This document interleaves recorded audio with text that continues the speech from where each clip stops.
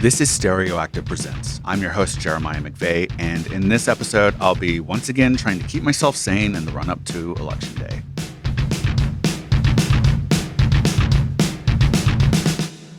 In a continuing attempt to maintain my own sanity in the run-up to Election Day, I'm presenting reminders of some simple truths about Donald Trump that, if the world were a rational place, would easily disqualify him from public life and public office.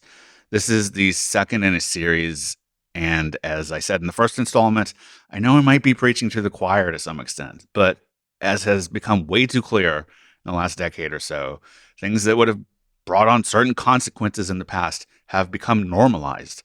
So here's just another reminder of one thing that should disqualify Donald Trump from being president. The man led an attempted coup against the United States of America. On January 6th, 2021, Donald Trump stood before a crowd of his supporters and urged them to march on the U.S. Capitol.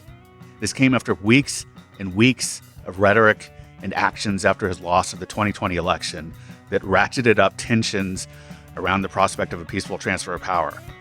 Through evidence and testimony uncovered by reputable reporters, as well as the United States House Select Committee on the January 6th attack, it is clear that at the start of that day, Donald Trump intended to stay in power despite, one, his clear loss of the election, and two, the clear inability of him or anyone on his disreputable team to uncover any evidence of election fraud that he claimed had cost him the election.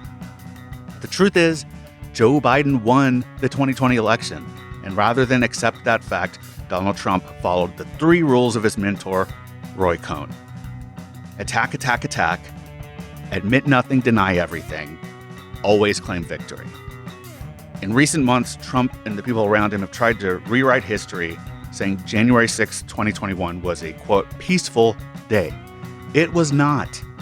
Those of us who watched it live or saw it after the fact witnessed a violent mob storm the U.S. Capitol with the intention of blocking the certification of a legitimate election.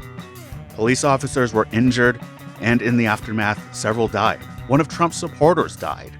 Some in the mob sought to physically harm members of Congress and Vice President Mike Pence. Again, this was instigated by the then-sitting President of the United States, Donald Trump. He not only meant for his supporters to violently storm the Capitol, he also meant for them to do worse harm than they even did. But failure to execute a successful coup does not mean nothing happened. I can't recall who I'm paraphrasing here, but failing an attempted murder doesn't mean you just get to go on living life. Attempting a crime is still a crime. Donald Trump attempted a crime, so that was a crime. In a sane world, this would disqualify him from the presidency.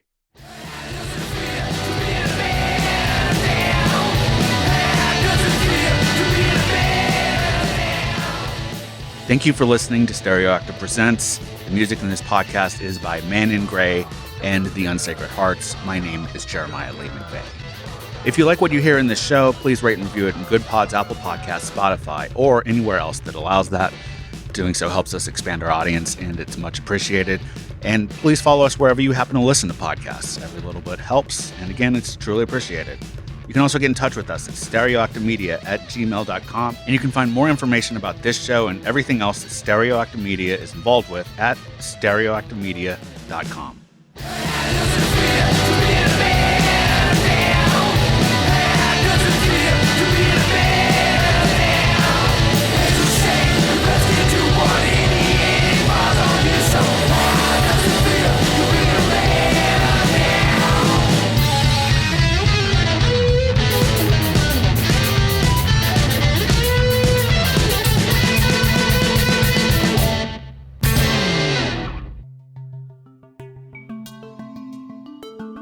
This podcast is produced by Stereoactive Media.